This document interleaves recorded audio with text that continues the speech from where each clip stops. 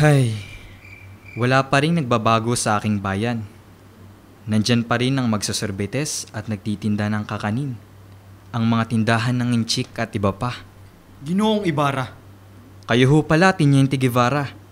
Pasensya na, Ginoong, ngunit gusto lamang kitang sabihan na mag-ingat. Mag-ingat po saan, Teniente? Kagaya ng ama ko, ako ay walang kaaway. Huwag kang masyadong papakasiguro, Ginoo.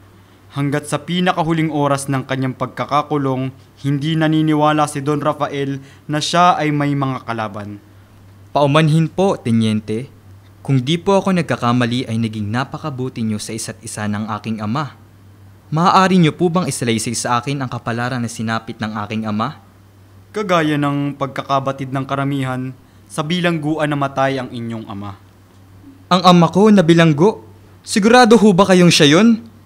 Iisa lamang naman si Don Rafael Ibarra, isang napakayamang tao sa San Diego ang ama ninyo. Ngunit iba ang pananaw niya sa buhay, kaya't siya ay pinaratangan ng simbahan. Siya ay tinawag na erehe at pilibustero. Ang kura paroko ay palagi siyang pinariringgan sa kanyang mga pabasa, bagamat hindi binabanggit ang kanyang pangalan. Dahil ito sa pagkakapatay niya sa isang artilyero.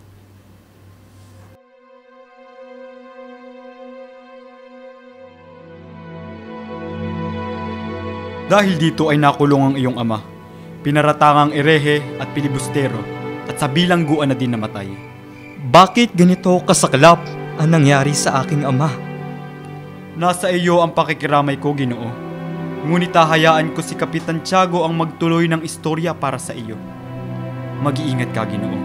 Magandang gabi.